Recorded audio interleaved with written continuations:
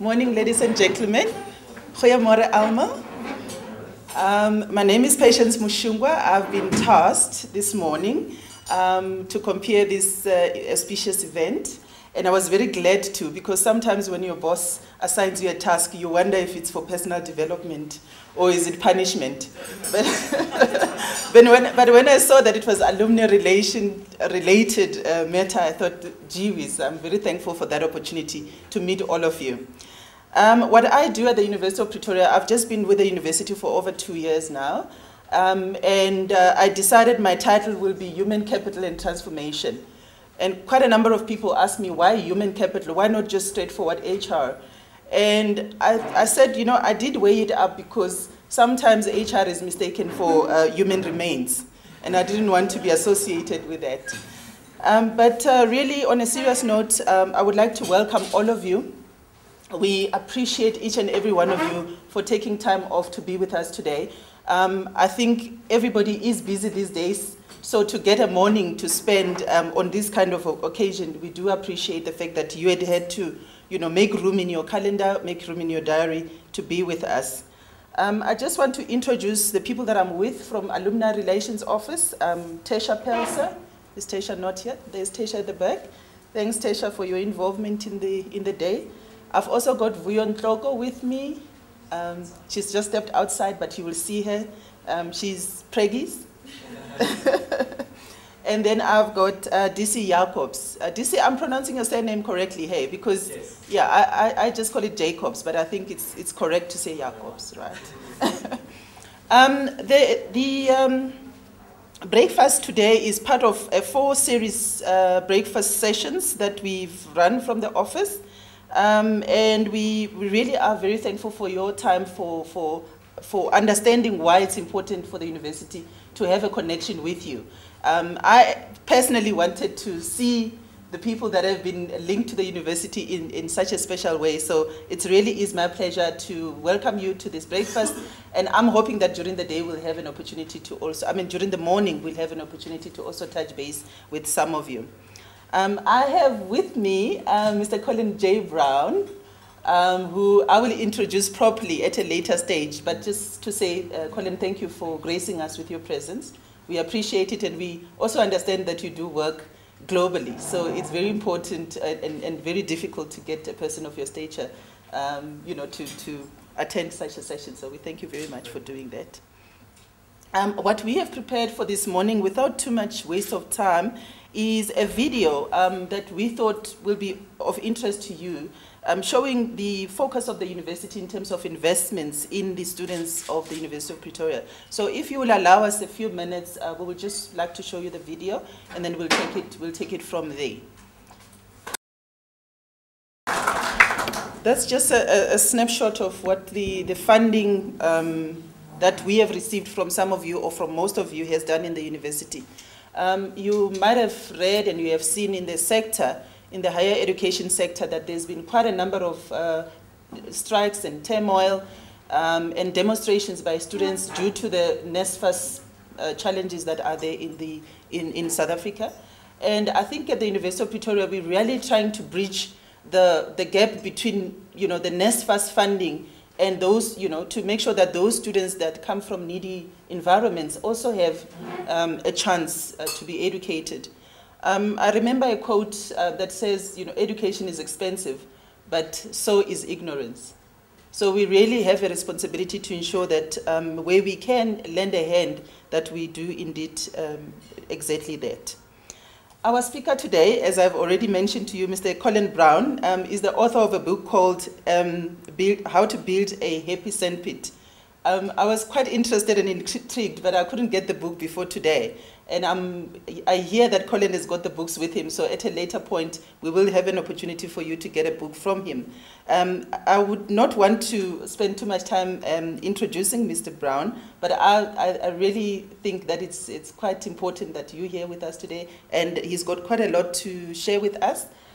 Colin is involved in the space of engagement and performance and how to get the best out of people. And he has done quite a number of public speeches in the recent past. I happen to know that early this year he was involved with such public platform talking about engagement and performance. So without too much further ado, Colin, I would like to just welcome you. So good morning, and thank you, ladies and gentlemen, for being here. It's especially on a cold morning. I had a prediction that half of you wouldn't come just because you'd have woken up this morning and gone, oh, forget this. I mean, that was certainly what I nearly did. No, I didn't. But it's always great to stand in front of a group like this. And by the way, according to that video, you guys are smart, eh? I mean, I didn't know that 50% of the medals came from Tuks alumni. Or students even. That's absolutely incredible. So there's a lot more going on there than I was aware of. I've done quite a lot of speaking in front of universities and business schools and so on during the course of this year, and I always like doing this because the one thing about these sorts of forums is we always get some really intelligent questions. You guys have gone on from your academic careers, no doubt, into business or the entrepreneurial world or wherever you are, and you've done so with an inquisitive mind, which means that there's generally some good things going on. So by all means, let's make this interactive if you'd like to. If I say something and you think, what a load of rubbish, stick up your hand or just throw something at me. I'll try and duck. If you'd like to ask a question along the way, also do that. Alternatively, we can take them right at the end.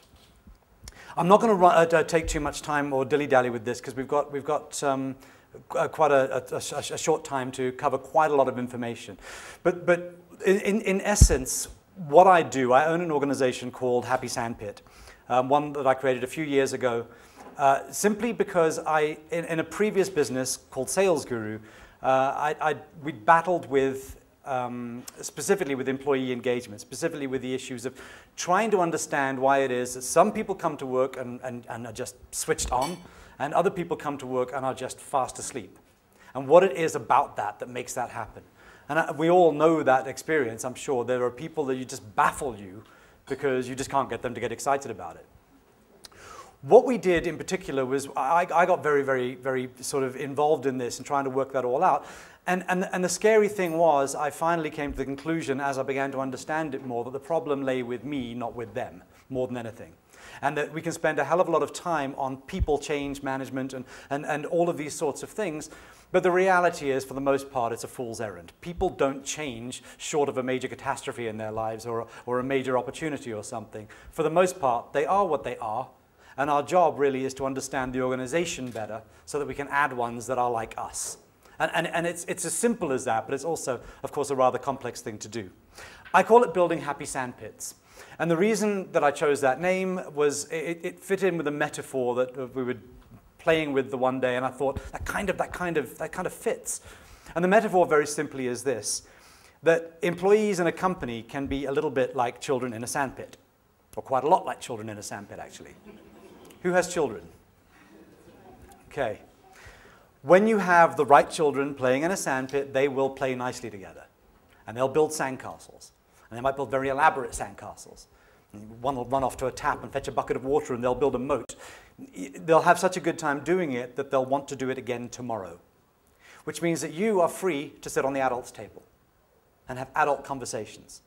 Call that a metaphor for strategy, vision, the kind of stuff that you want to be doing, but you're so busy being operational a lot of the time.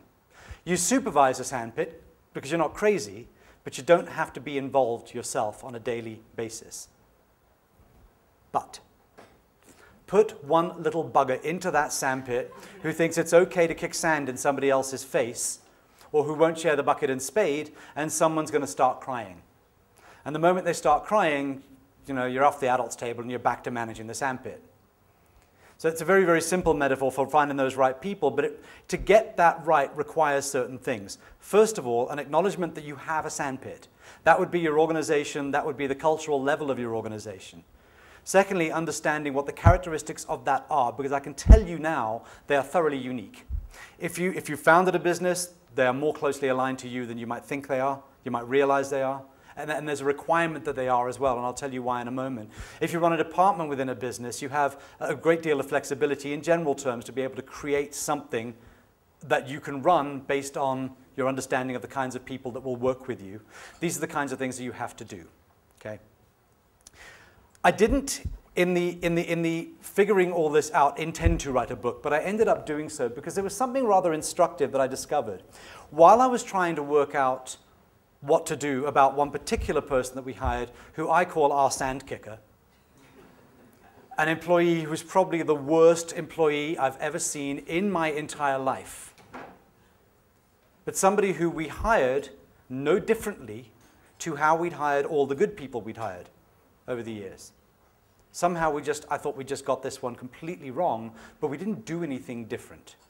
And the only conclusion I could draw was that we must have got lucky earlier on. Because we weren't doing anything other than the absolute basic stuff. When you hire, you look through skills, you look through experience, you kind of go, that's quite exciting. And then you phone for a reference, do your due diligence. I mean, you must do this. But you know what happens when somebody wants to get rid of a lousy employee? They give them a great reference. So this person turned up, and if I'm honest about it, I knew at the interview time we were making a mistake. And that's the sad reality. But I talked myself out of it. And I thought, no, I can do this. I can bring this person in, we can change them, we can sort them out, they'll become part of us, we want the skills, we want the experience. The reality was, though, 6 months later when it all wound up, and I ended up sitting in the CCMA with this person across the desk from me, and I kind of thought, well, okay, I've got to find a way never to do that again. And so I went out trying to research the problem in a South African context. I went out looking to see what I could find, because there's a lot of case study material on how to create employee engagement and this esoteric notion of organizational culture that comes out of the States and that comes out of the UK and comes out of Australia. But there just wasn't really any case study material here. And the question was, does that mean companies here don't think about it, don't care about it, aren't doing anything about it? I knew that wasn't true because I deal with them all the time. So I figured the only alternative I had was to go out and create some. So I spent 18 months of my life just interviewing, researching South African companies, sitting with 82-year-old Raymond Ackerman in his office in Pick n Pay. He poured me tea, by the way, which is kind of cool. He's still into that service thing, all right? Sitting with Eric Fenter, who runs Comair, and Ben Mopatlani, who used to run Business Connection, with Alan Knott Craig, who I saw just before his stroke, and he looked distressingly healthy over at Cell C.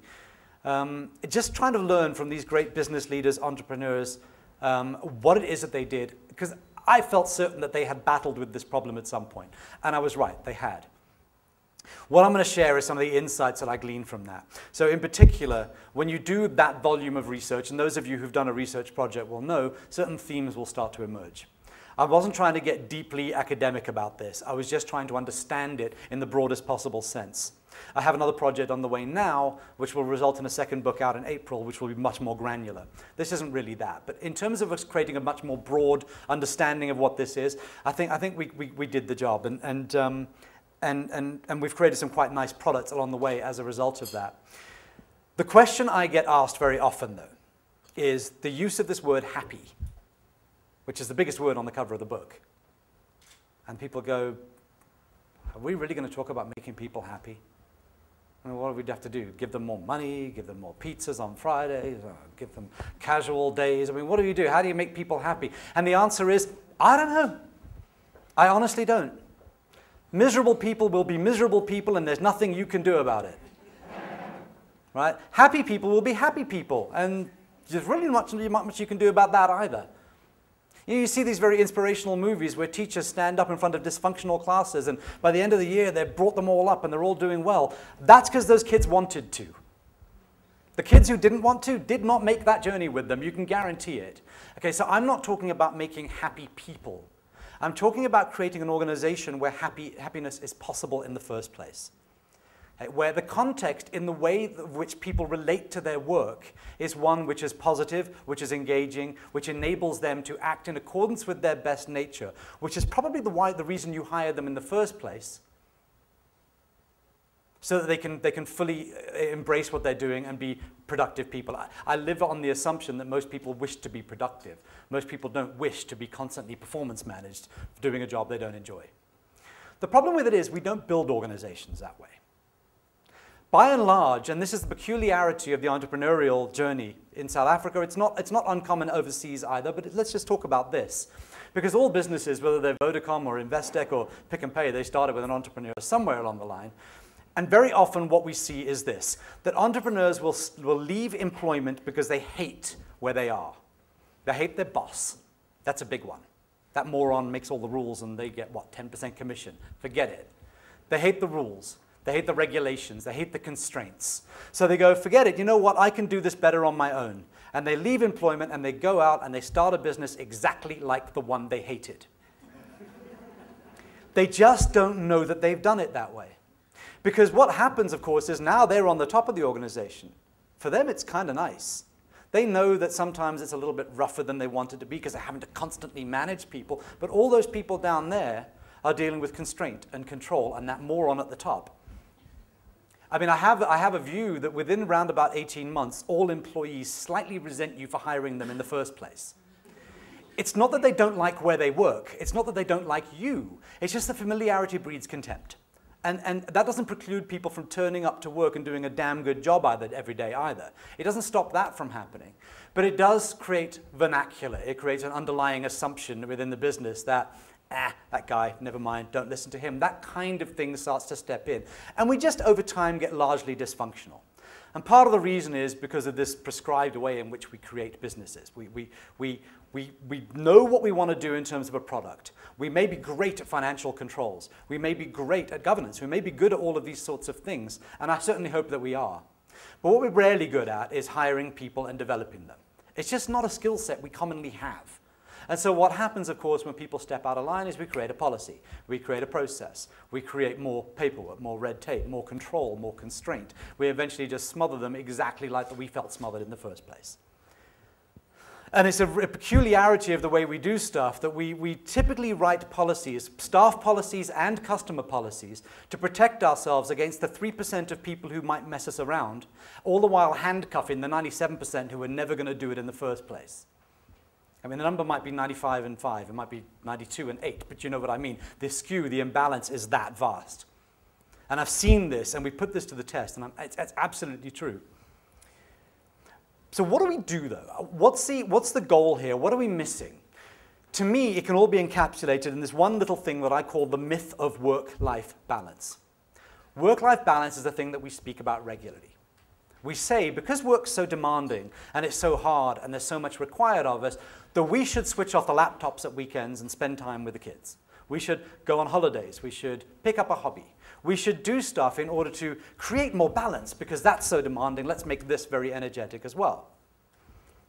Which is fine, but I don't quite grasp why we think that creating more division between these things is the solution. It seems to me that if this is so hard that we have to go and do all of this stuff here, there's something we're missing. Where we kind of have two completely different lives. What the problem is, I think, is that the reason we speak about work-life balance in the first place is because work doesn't feel enough like life. Okay, now what do I mean by that? As an adult, I have certain expectations. As the head of a household, co-head of a household, she's not here, as the head of a household, I have status. Right? There are things. I have little people. I have a property. I have a kingdom. It's mine. I make the rules. What happens there is pure Colinism. Right? I get to do that. And that's me. That's how I perceive myself. My wife and I, we have excessive levels of trust in our relationship. We don't discuss the bills. I know she takes care of school fees and stuff. I take care of electricity and whatever it might be. We don't really have to discuss that very often. I don't expect to find my kid kicked out of school because she's gone and gambled the money away. It's never a question. Trust is a thing that we have. Right? We value each other's opinions, and then she wins. But I do get my say, okay? And occasionally she'll let me have a little victory. But we talk things through. My opinion is respected in the household. And I get to pick who I spend time with. But if I find you fascinating, come to my place for a braai. It'll be awesome. If I don't, I just don't have to see you. That's the cool thing about being a grown-up. That's my life. I've built that. I've crafted it. It's mine. It's my little invention, and I'm very enthusiastic about it. Very passionate about it. It's easy for me to be fully engaged in my life. But when I go to work, well, there's a very different feeling. Far from being the head of a household, my status is dictated by somebody else. It's often not what I think it is, and the manifestation will be the desk and the chair that they give me in the corner of the room in which they're placed. I don't get trust. Right? I mean, talk about those policies, that 97% thing. What happens is you don't necessarily not trust me, but it's just not worth taking the risk that things might go wrong. It's easier if we just write processes, if we just write policies, if we just make stuff so that you just don't have to think too much in your job. Now, that's not to say policies and processes are bad. Of course, they're incredibly important, or else how do we know what to do? How do we know how to do the same thing repetitively? I get the importance of them, but somehow that becomes the overall feeling, is that I'm not asked, go out, step out, go and do something remarkable. I'm just told, do it this way. Why didn't you do it this way? I told you how to do it. My opinion isn't asked on anything. Leadership's most common mistake is to think that they are responsible for solving all the problems in their organization. And I can tell you it's too much responsibility for you, for any of us. The reality is people have opinions about stuff. Within your organization, there are vast numbers of people with different experiences to yours, different life experiences, different life paths, different educational levels, different friendships, who've lived in different countries, whatever it might be. They know stuff, but nobody ever asks them. Now, let's be clear about this, okay? If nobody asks me my opinion, I don't volunteer it because I don't think you're listening. How do you expect me to take ownership? It's not mine. At the end of the day, I'm not committed to trying to make stuff happen here. And if it fails and all falls apart, that's your problem. I just work here. If you don't trust me to go out and do stuff, how do you expect me to really care? I just kind of go, well, it's not the right way to do it, but they're not asking me. They just told me to do it this way, so I'll just do it that way, and it's not really efficient, but not my issue. If it all fails, it's your problem. I just work here. And far from being able to pick who I spend time with, here's what happens. Monday morning, Kevin turns up. Manager says, Colin, make him feel at home. But I don't like Kevin. I would never hang out with Kevin. I think he's lazy. He makes me look bad. I'm constantly having to cover his backside. You know what? It's fine. I'll put on my work hat. I just have to get through 8 hours a day. I get to go home after that. And that's the way most employees feel. Now, I'm not going to suggest that employees have no responsibility here. Of course they do. But the people in this room, at a leadership level, people who run or manage other people, do we all technically manage other people? I mean, we've all got, a lot of us have people anyway that we manage. With that, I think if we're not accepting some sort of responsibility for this, if we're not trying to understand this in terms of how we can influence it, then we're just never going to get anywhere and we can just complain about it forever.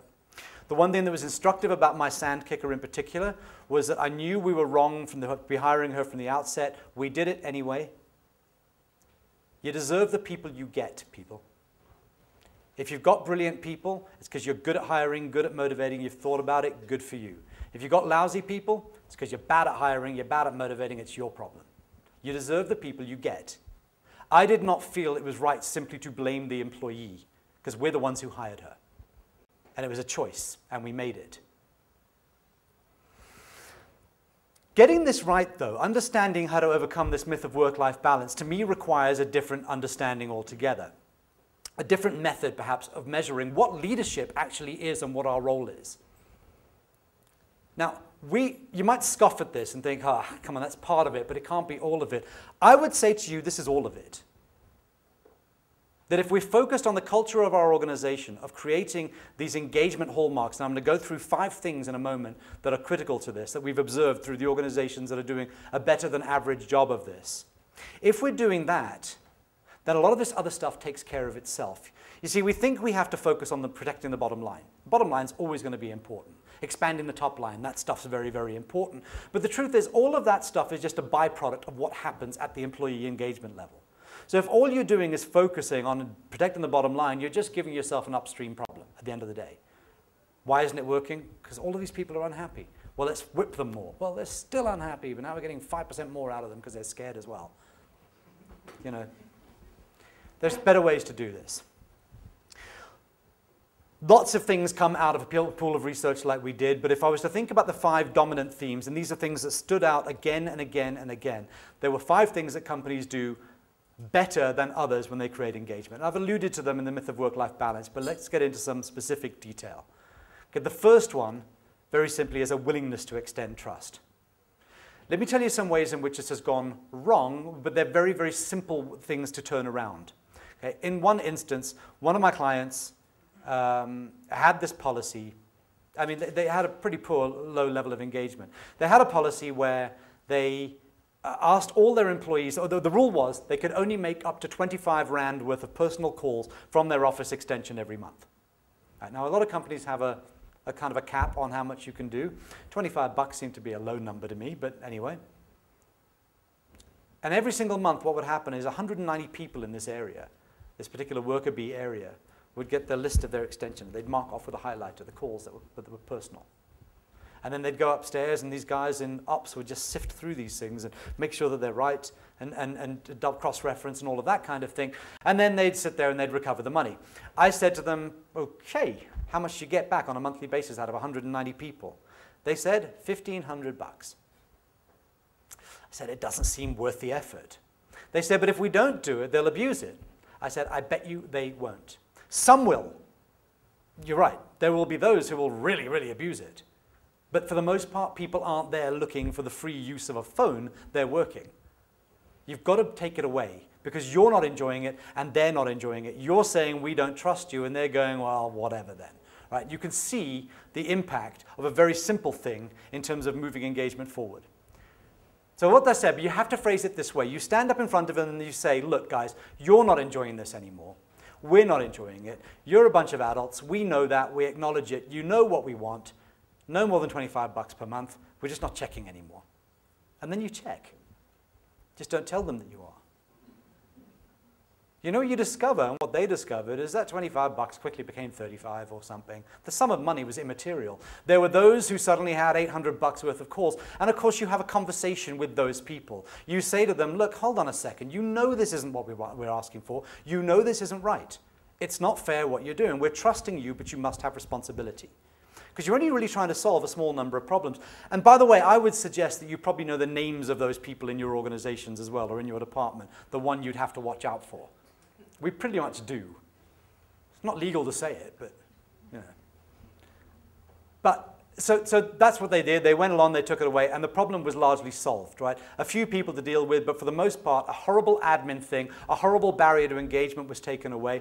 Everybody was happier for it. And you can see a knock-on effect in other things. It's really quite interesting. I was with Bank of Windhoek yesterday, day before, and just looking at the employee engagement strategy that they put together. It's not ours, by the way. I just went out there to go and look at it for them and add some insight. But they're focusing almost entirely on employee communication. But you can see how one focus on one area will create greater trust. You can just see how that's going to happen, which will lessen the hierarchy. Well, these are all things we'll talk about now.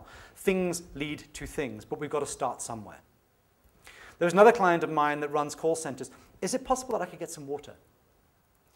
There's another client that runs call centers. They've got 2,500 people in their call centers. Now, that's a lot of people, and call centers are very rigid environments. You've got to be in on time. You've got a 10-minute break, and it's measured by a stopwatch, and all of that kind of thing. That's what they do there. And what they would typically do is the manager of this particular call center would stand on the door at 7:30 in the morning and shout at everybody who was late, because you had to be through the door at 7:30. And nothing happened. Nothing changed. People got less and less happy, but the lateness didn't actually change. So we said to them, why don't you try doing something else? Here's what we want you to do.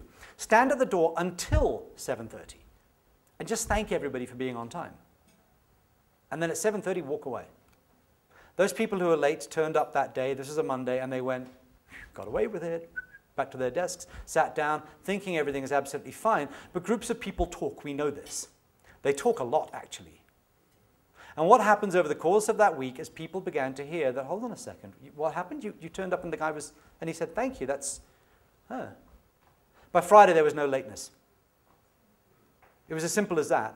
But it's a simple thing. You realize we're not trying to overcome a massive problem here. We're just trying to overcome a simple behavioral thing by applying trust and a simple verbal reward instead of constant punishment, trying to create a policy which says you must.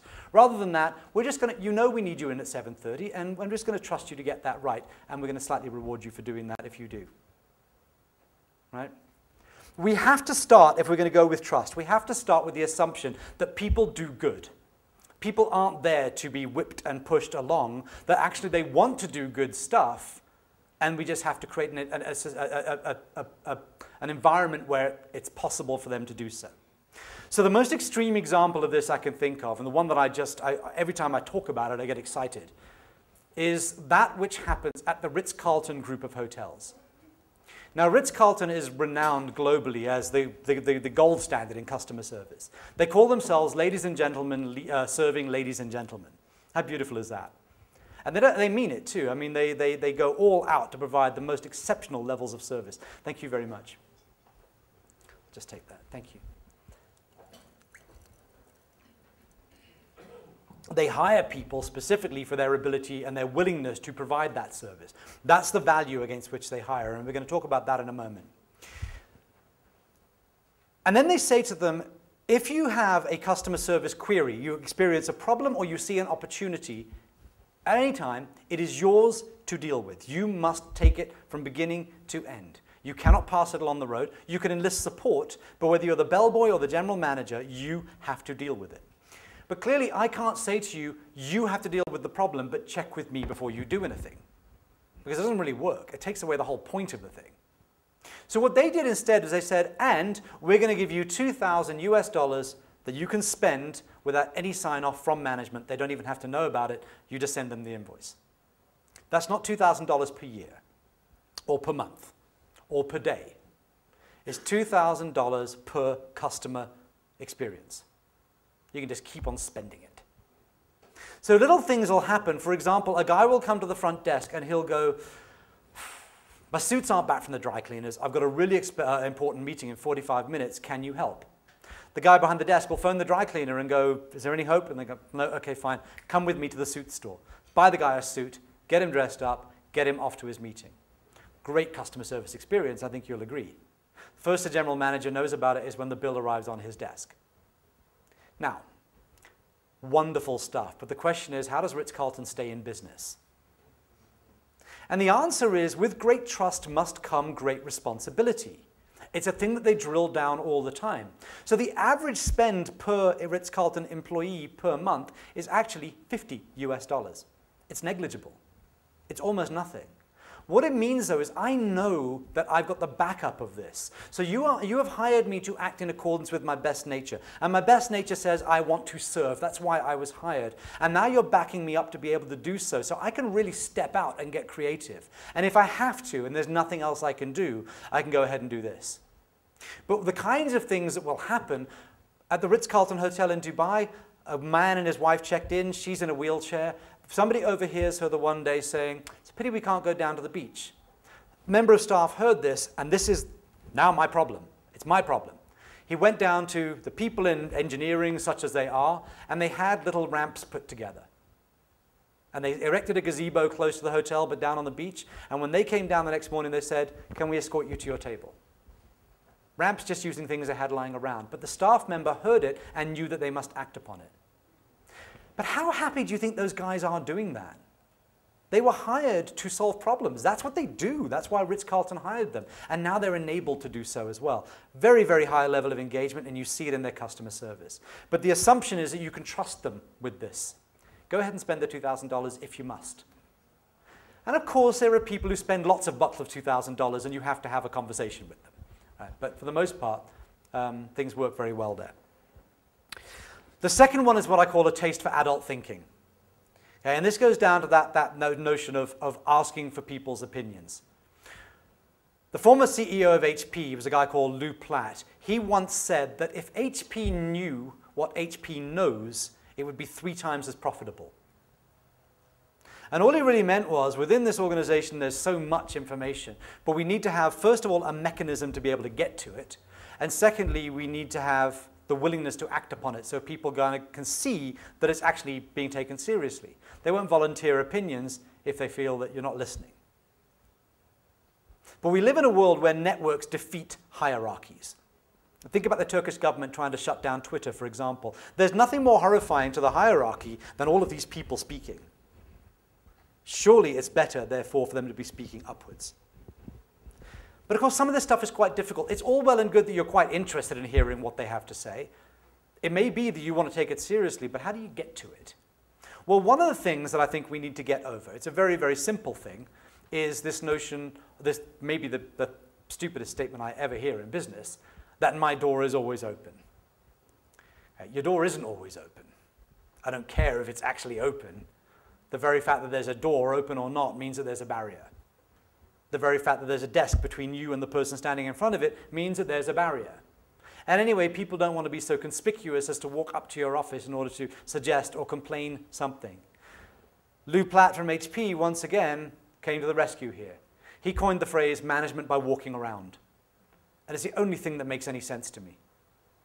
In fact, he had access to the executive dining room upstairs with silver platter service, but what he did was he took lunch in the cafeteria downstairs with the guys. Call it management by eating downstairs or something, I don't know. He'd have a hot dog with the guys. But what would happen is, over time, people would kind of go, well, it's the CEO. And then after a while, they got used to him and they'd be like, hey, Lou.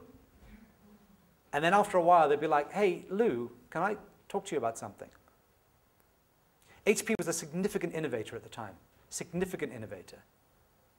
Subsequent to Lou Platt's departure, they had a host of CEOs, and innovation isn't really a thing that they do very well anymore. I was talking earlier about Intel, but HP missed the smartphone, missed the tablet. They never missed a thing for decades. Part of it was their ability to collect information and use the collective brain of the organization to always stay ahead. The moment they lost that, they kind of lost a lot of things.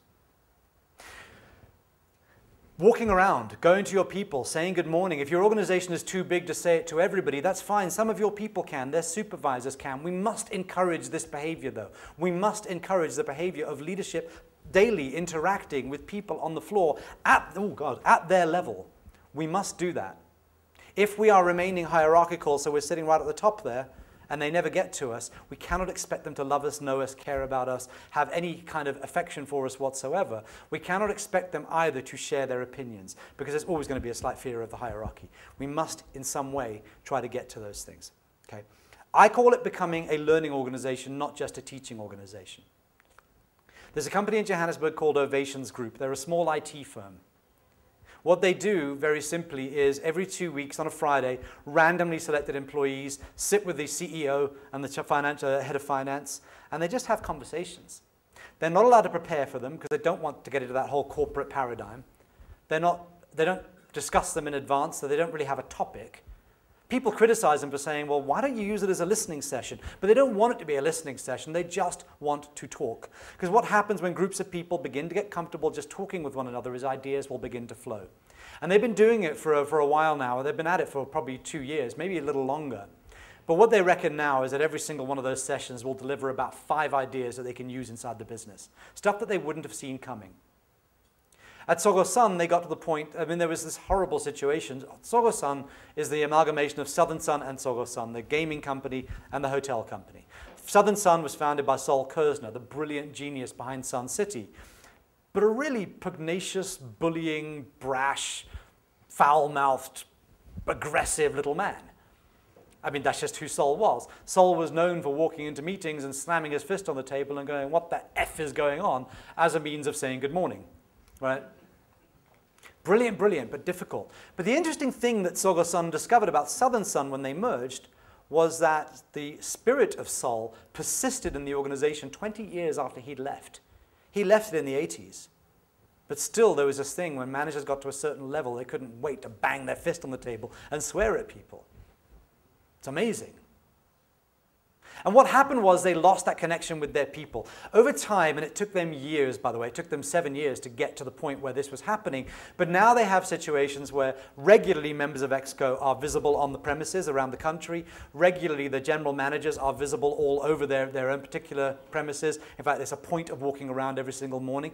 And the cleaners will tell them stuff. You'll have a sweeper going up to a member of ExCo and saying, do you know there's no locks on the storeroom doors on level 2, and that's why all the sheets disappear in this facility?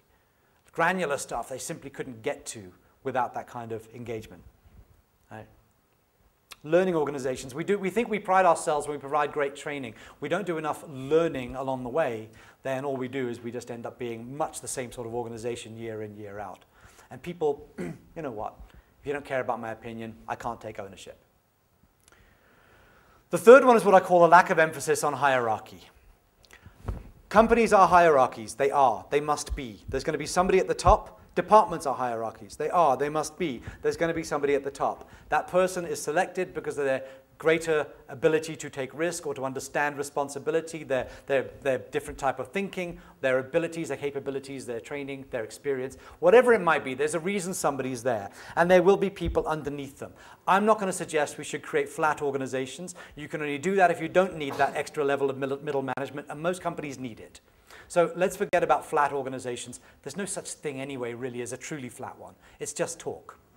This is going to remain as it is. I don't expect you to do anything in terms of the structure of your company. But companies that create great engagement are ones that make that feel more like that. Little things. At Investec, Steve Kosseff, the CEO, has exactly the same desk and chair as the guy in the call center. Okay, it means a couple of things. It means the guy in the call center has a really sweet desk and chair. And he does too. But it also means the trappings of hierarchy that say I'm more important than you don't exist there. I have been through company after company after company and seen the most lavish executive floors. I mean, we're talking carpets so thick you can sink in up to your knees. Right? And everybody's drinking chilled Evian out of cut crystal glasses. And they've got all this real art on the wall, but they say it's a great investment for the company, but only 5 guys are allowed to look at it because they're the only ones with a gold access card. You see this kind of thing. And there seems to be some sort of a feeling, and it persists even today, that because I'm now at an executive level, I'm entitled to more perks, more luxuries, more fun stuff. But I've yet to see a correlation between all that actual luxury and actual executive performance. In fact, when you look at Kosseff at Investec, sitting in his Exco area, him and all of his members of Exco share a particular area, they all have an open plan office. He doesn't even have an office.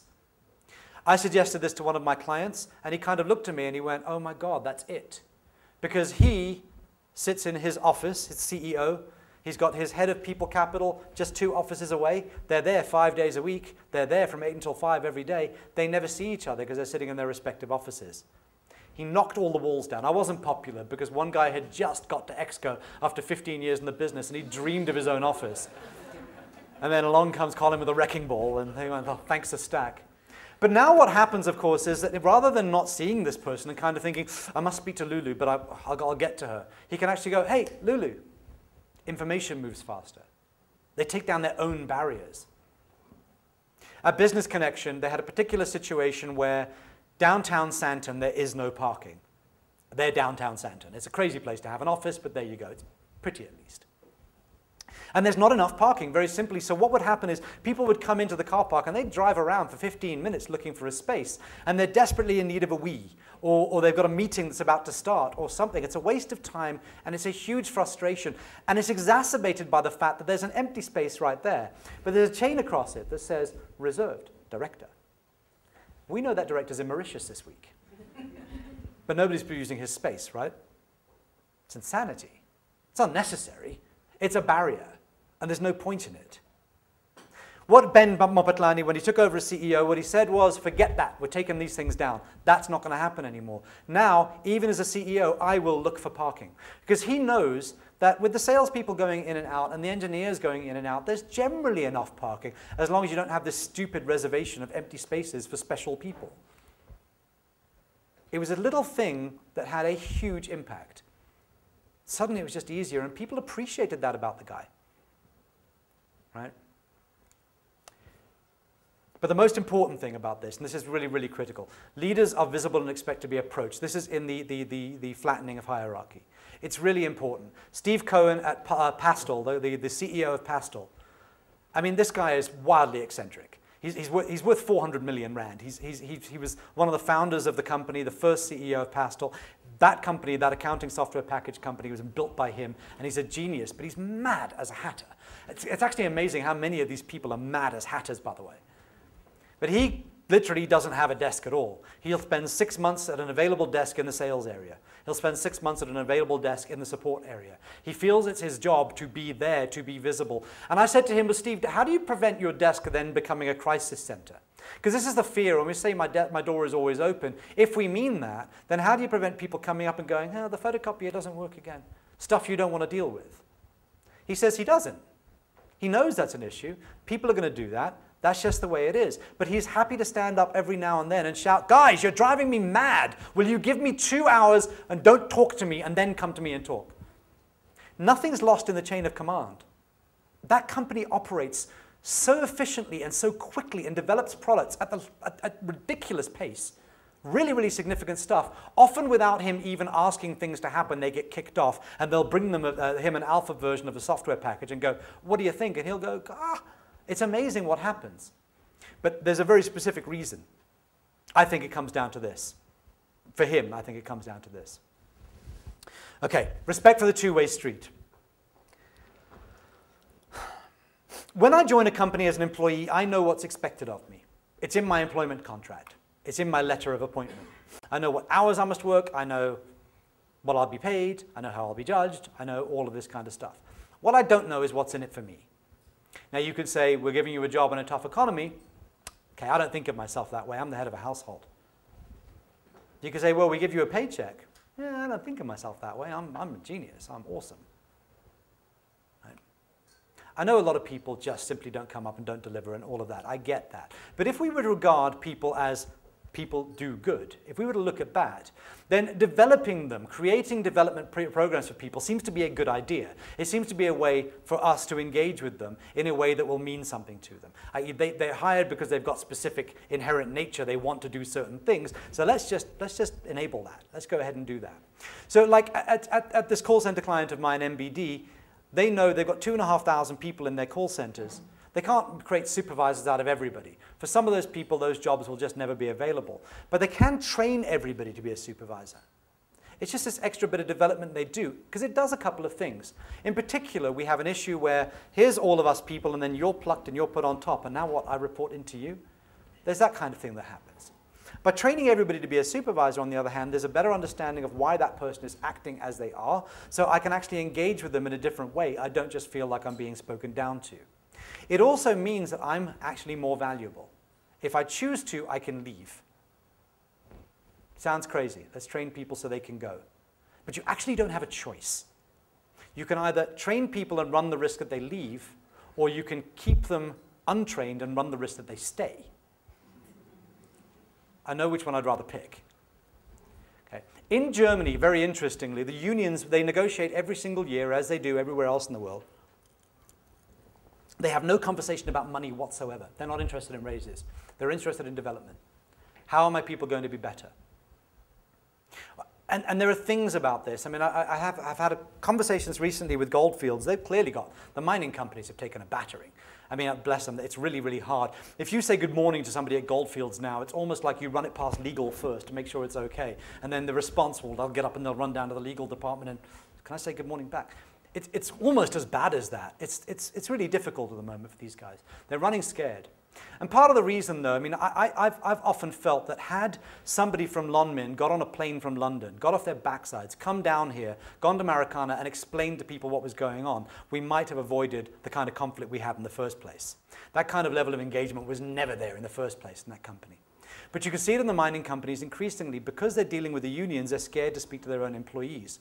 My suggestion, though, is that partly what they should be doing is taking some responsibility for this in a way that will be meaningful.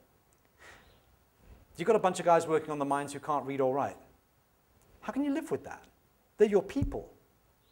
They are absolutely unprotected every single time some snake oil salesman comes into town and tries to sell them a policy because they can't read the fine print. It's not fair. At McCarthy, they did precisely that. They created an adult literacy program. McCarthy's a big chain of car dealerships, yes? Some of those people are just there to wash cars when they come out of services. There were people working for McCarthy who couldn't read or write. Brunt Pretorius, when he was CEO, decided that was unacceptable, considering one of their values was we value people.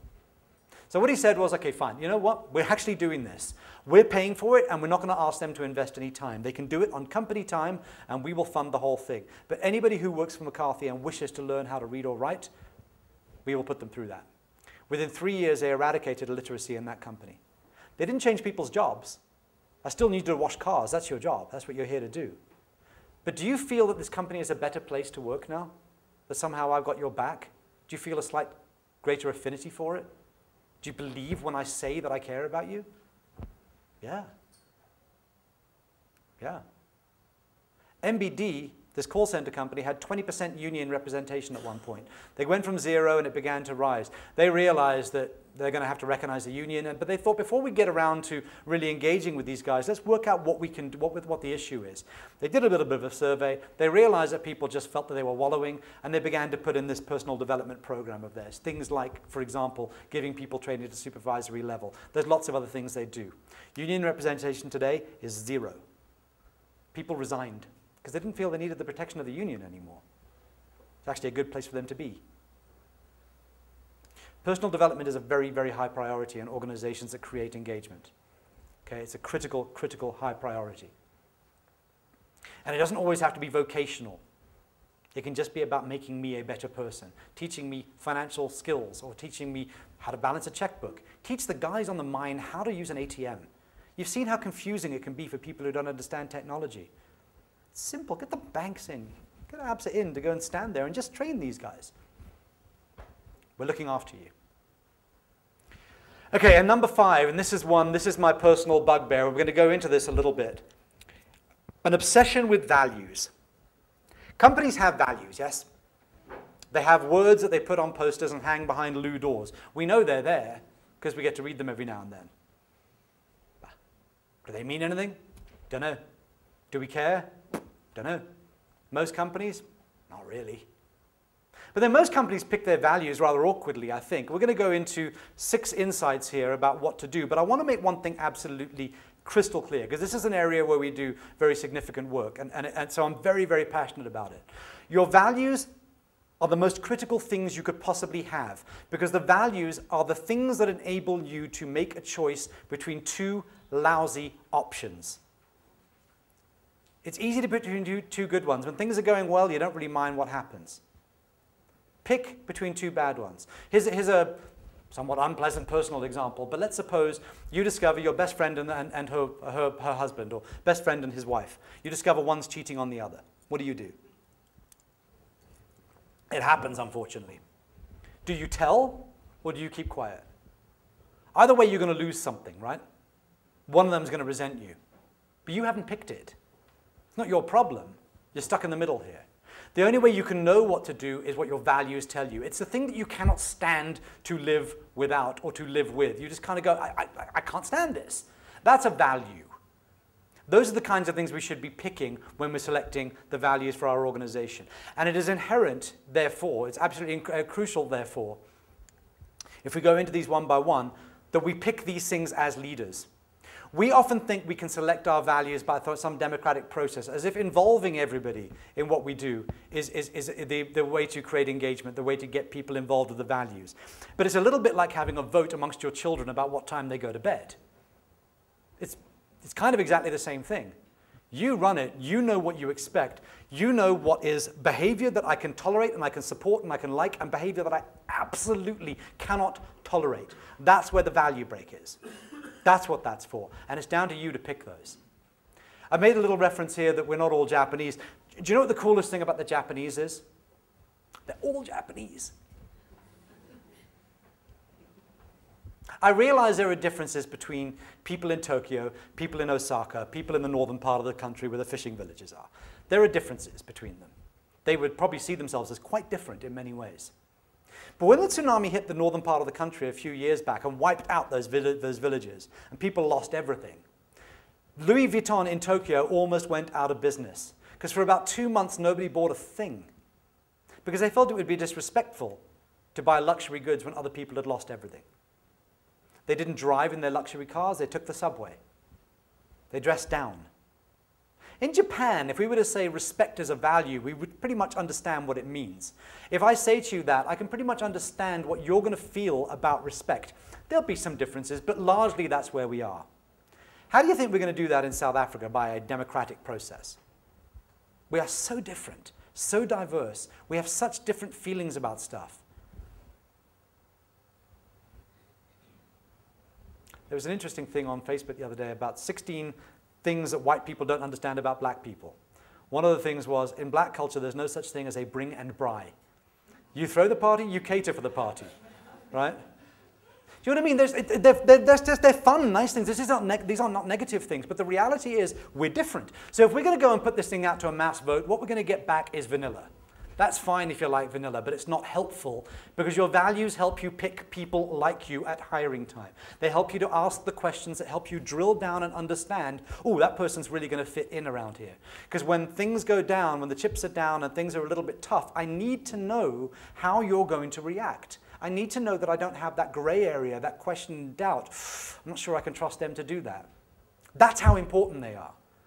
So we can't just create these fancy words and come up with vanilla. Okay?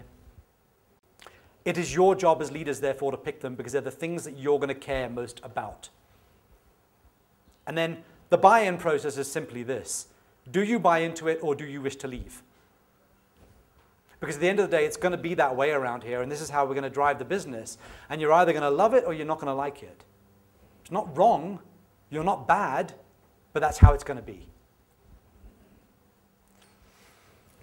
I say this one, you can't sprint the comrade. So here's what we do. We come up with a set of values. We put posters up behind the loo doors. We put them up in the hallways. We give people little things. We print them on mugs, and then we never mention them ever again. And we wonder why it is that people can't quote the values or even understand what behavior is associated with that. Okay.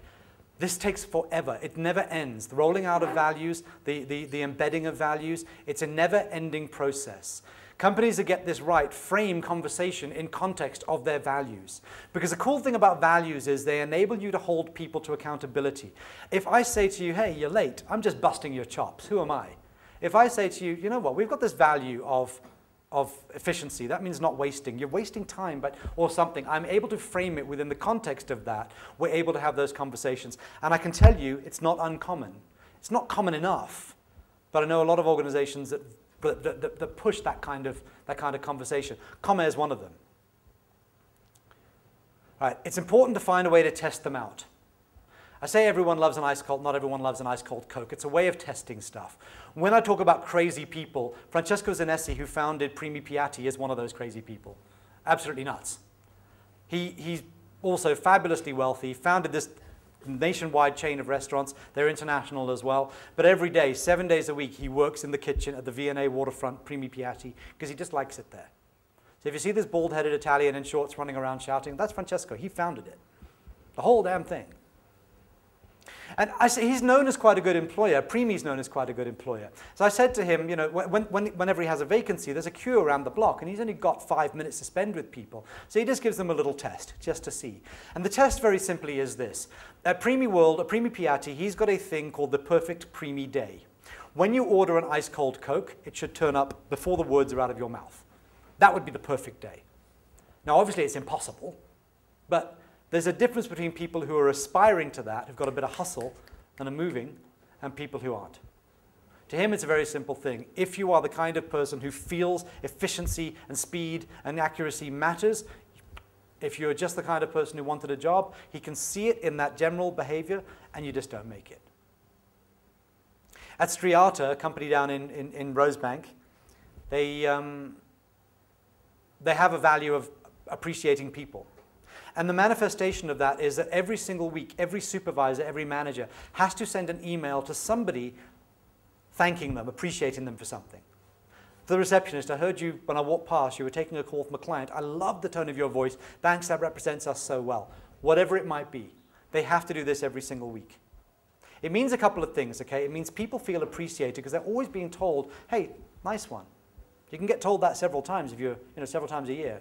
The managers are forced to look for people doing things right because they've got to find stuff to appreciate. But it also means that the value is lived effectively and brilliantly, and it's important all the time. Alison Treadaway, the MD, knows when leaders are living the value or not because she is CC'd on every email. 3 weeks go by, you haven't sent one? Oh, you're having a conversation you don't want to have because the values are critical to her. If we breathe this, it will flow. Other people will latch onto it. They're fragile and vulnerable to disruption. So the sub-story here, girls in Fiji believe what they see on TV. There's an example. To me, this is all about our sand kicker. We had a Happy Sandpit. We invited somebody in. We had hell on earth. And then they left, and we had to try and rebuild happiness. This is kind of what happened to us. We didn't even see it coming. We just didn't think it through well enough. Did you know Fiji, what, it's a 2,000-year-old island. I don't know how long people have lived there, but call it that long. And they're big people, right? And the Fijians. We play rugby against them. They're all those islanders. In 1994, they got TV for the first time. By 1997, 3 years, the public health system was buckling under the weight of girls with eating disorders and self-image problems. Psychological disorders related to self-image. I guess they saw Beyonce on TV or something and said, oh my God, I don't look like that. I don't know what it was, but it would be something like that. They invited this thing in and almost wrecked 2,000 years of culture in 3 years because of bloody MTV. Amazing. Power goes to people's heads. You know, if you'd have taken Alan Knock-Craig when he was brought in by the board of Cell C, or a Marco van Niekerk when he was brought in by the board of Business Connection, they were brought in specifically to break everything because it wasn't working as it was. Smash it up, let's try and just rip this thing apart and build something better out of the ruins. That's what they were designed to do. Most leaders, however, don't have that mandate, but they don't act any differently. I'm in charge now, I'm going to tell you what to do. It's amazing how that happens. Succession planning, even to a supervisory level, is so important if we wish to avoid these sorts of disruptions. I've seen large organizations, brands, national brands, big companies that we know and admire, and whose products you probably use, some of you. I've seen them battle with this middle management problem again and again, because they're just not thinking in these terms. They have a kind of last in, or first in, last out, or whatever. They have that kind of view to, you've got to that point now, we need a supervisor, so up you go, without actually wondering whether these people have any of the ability, the inherent love of the organization and what it stands for, to wish to pursue that and push it forward, rather than their own agenda. And the last one, they're living things and we must guard their relevance. So values are going to be values forever. I can't change my most inherent values. I couldn't change them if I tried. There are things that I just really care about and they keep me up at night. There are things I don't even think about. And you can't make me care less about the things that I worry about, because that's just who we are as people. Okay, so those values are probably never going to change for your organization unless you really shift industries. I mean, very interestingly, at Webber Wentzel, the law firm, when they went through a series of this partner in 1984 made a speech about what he thought the values of the organization were. When they went through a process of establishing these things using a company called Blueprints in 2008, 24 years later, a quarter of a century later, the CEO, the senior partner's PA is still there. She was a PA to the senior partner back then, and she went, I remember something like this, and she went and fished out that piece of paper from 24 years ago, and it was almost word for word what the organization is today. Stability, those things haven't changed, and it's very, very important. Stability is a good thing. Okay. Remaining exactly the same with no flexibility is a bad thing, but in terms of the values and what we perceive to be absolutely important is a very, very good thing. But sometimes the behaviors will change. Okay, there will be things that you will look at and you'll think, actually, that's no longer relevant for me. Actually, I don't really... one of my most inherent values is I believe in your right to be whoever you want to be.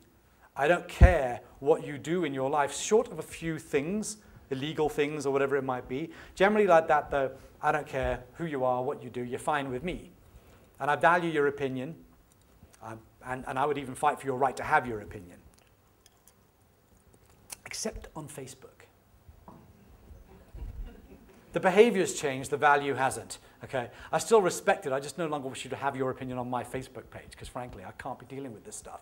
But you know, at Investec, for example, a better example than that, they've always had the value of entrepreneurship. You know, get up and go on your own, self-start, find your way, work it all out. That's always been a thing for them, and it's a very important part of the way they run that business. The behavior used to be that when you arrive on day one, nobody there to meet you, you don't know where to go, you don't know where your laptop is or what equipment you need, you've got to figure it out. And that's the way it was. They've changed the behavior. They haven't changed the value, but they have changed that behavior over time because they realized they were getting increasingly dysfunctional. People might miss business opportunities because they didn't know they were supposed to have a certain thing. You know, so they change the behavior. But the value of entrepreneurialism and self-starting remains exactly the same. I say here, the sub-story, it's illegal for women to smoke in New York City. I think it's illegal for women to smoke everywhere, anybody to smoke in New York City these days. But that's a thing that's been on the statute books for a long, long time. But you know what happened for a long, long time in New York City? Is women smoked in front of policemen who didn't arrest them because they didn't know it was illegal. At some point, this law remained a law, but it got broken more often than it got enforced, and it just fell into disuse. We've got lots of those in our books as well. There's lots of funny, peculiar laws that are, you're not allowed to bath on Tuesdays in Da'ar or something. I don't know, you know. Thing about it is, we can't allow that to happen with our values. If we think that the behavior is no longer supporting us, we must be actively involved in keeping these things current, or else we just make a mockery of the whole lot of them. This stuff is deeply important, guys. It's deeply, deeply important because it tells us who we are, how we think, what we believe, what we live and die by. And if we understand that, then we understand better what we're looking for in people. And skills and experience almost be damned. Almost be damned. Right, I'm way over time already. May I continue for a few more minutes?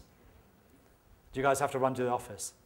I will just run through these last couple of slides very, very quickly. Values are the one level of culture that is very easy to understand. If your values are intact, then you understand a certain amount about how to hang together, how to be together as a collective. The other things that will start to inform this, though, are things like your organizational artifacts.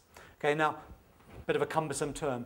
What do I mean by that? I mean all the physical and audible things about your organization. The building is an artifact. The dress code is an artifact. The furniture, the colors, the policy, the language of the policies, the working hours, the general little nicknames and things we have. These are all artifacts.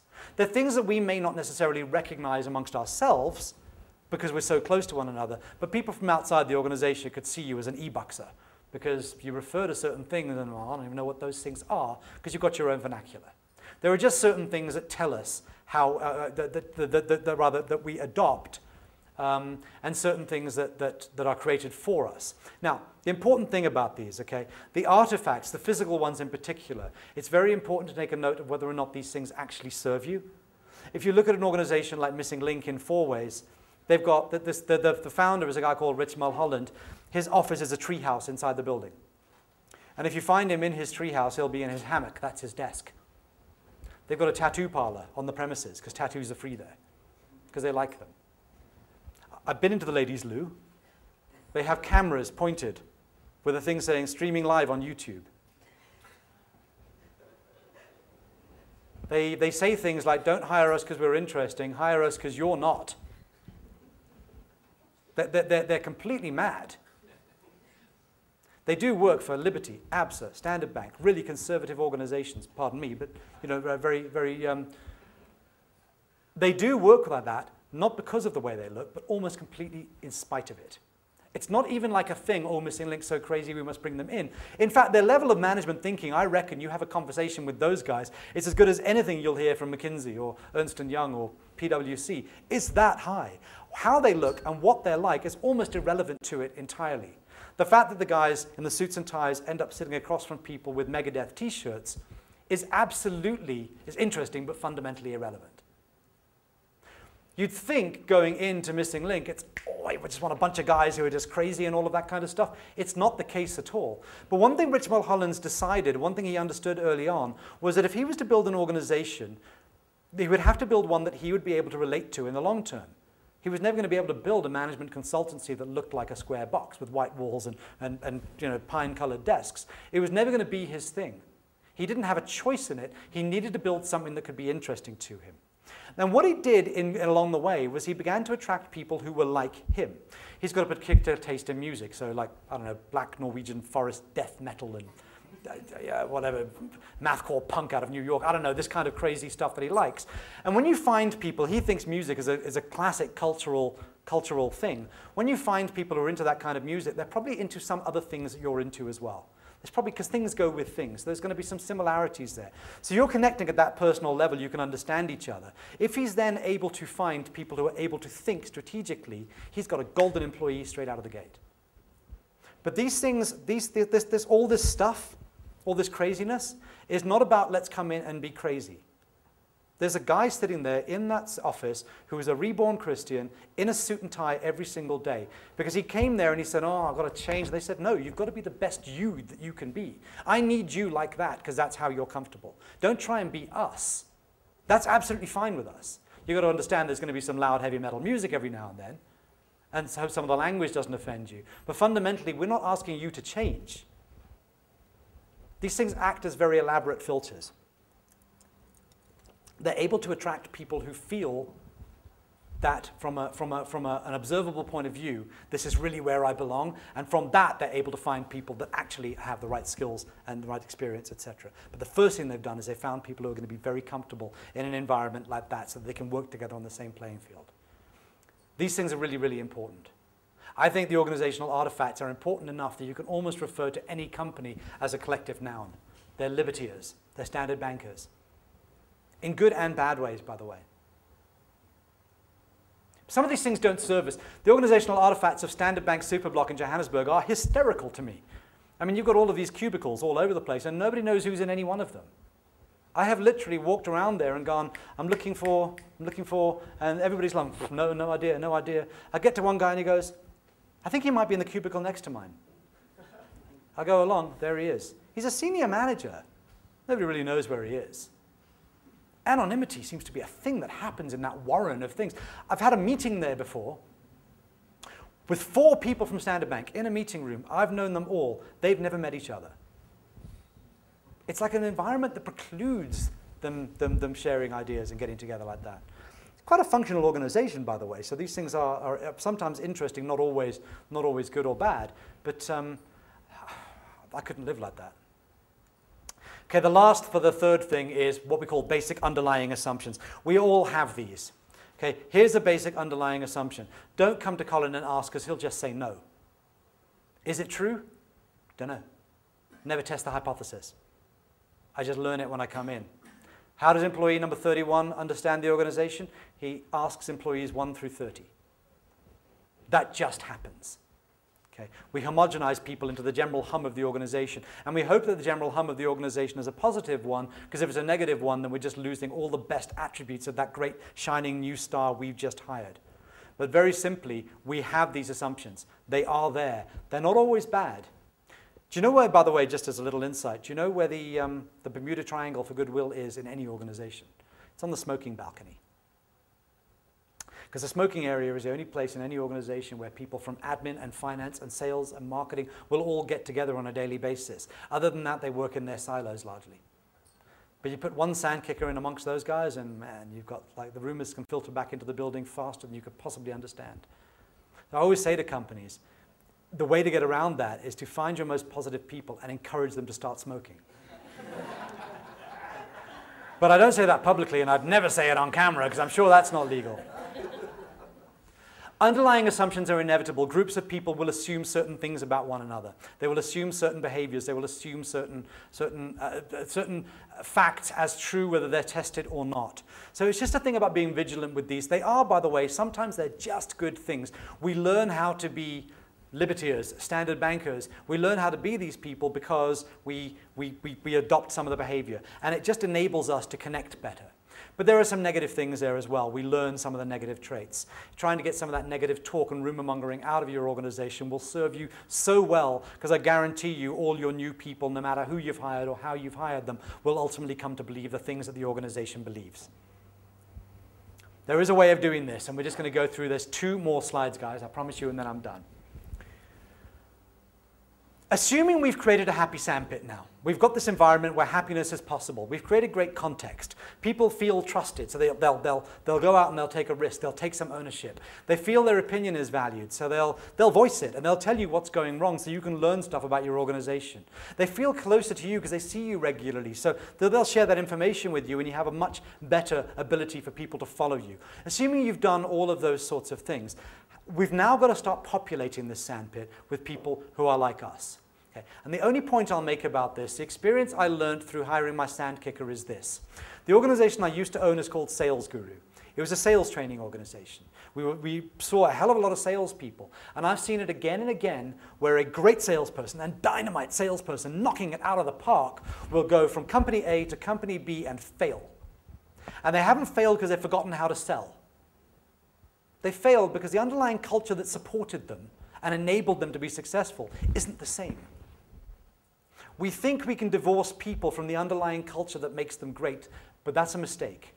Actually, experience without context tells you absolutely nothing.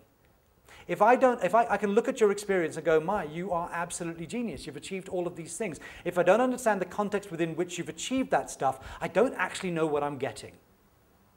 So hiring becomes a much more complex process.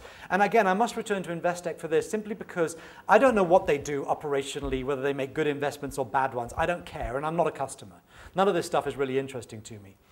What I am interested, though, is on that engagement level.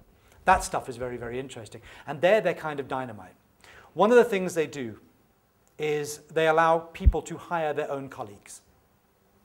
Okay, that's a standard rule at Investec. Management doesn't do it, people do.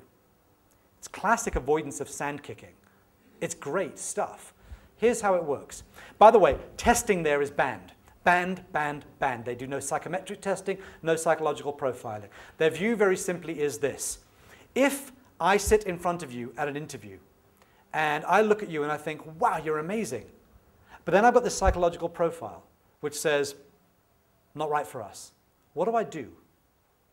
I immediately discount my own knowledge, my own ability, my own, because I can't explain it logically. I like you, but logically this says you're not good. I have to go with the test. If on the other hand I think, sure, it's a disaster, but I can't really explain that logically, it's just my feeling about you.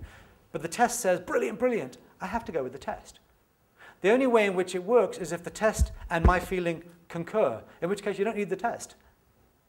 That's their view. Okay? So what they do is this instead. Back in the day when Investec was 3 guys sitting around a dining room table in an apartment in Orange Grove in Johannesburg, they realized that they had no ability to hire people. They didn't know what they were doing. So they decided that from now on, the 4th person in that organization, they would have to be unanimous. They'd all have to agree they want that person. And then when that 4th person joined, they decided when the 5th one, they'd be unanimous again. And it's just something that's persisted. That's very often what's interesting about organizations is how they originate and they end up doing things which we think are wildly innovative, but they were born out of just a lack of anything else to do. In this particular case, though, it's really rather clever. If I'm a candidate for Investec, so what will happen is my CV, my information will go through HR. HR will do a vocational test if it's necessary. If I'm a software programmer or something, you want to see that I can at least use the product. From that, I will and then from that, I'm through to the interview process, and all of that's forgotten forever, because none of that's relevant anymore. If I can do the job, that's fine. Question is, will I? And do you want me to? So each one of my colleagues will sit down and interview me, one by one, individually, at that point. There can be 14 interviews to get into Investec. It can take a long time. But they'll all interview me. Now, understand that they've all got a very, very tight cultural fit. They're quite good at that at Investec.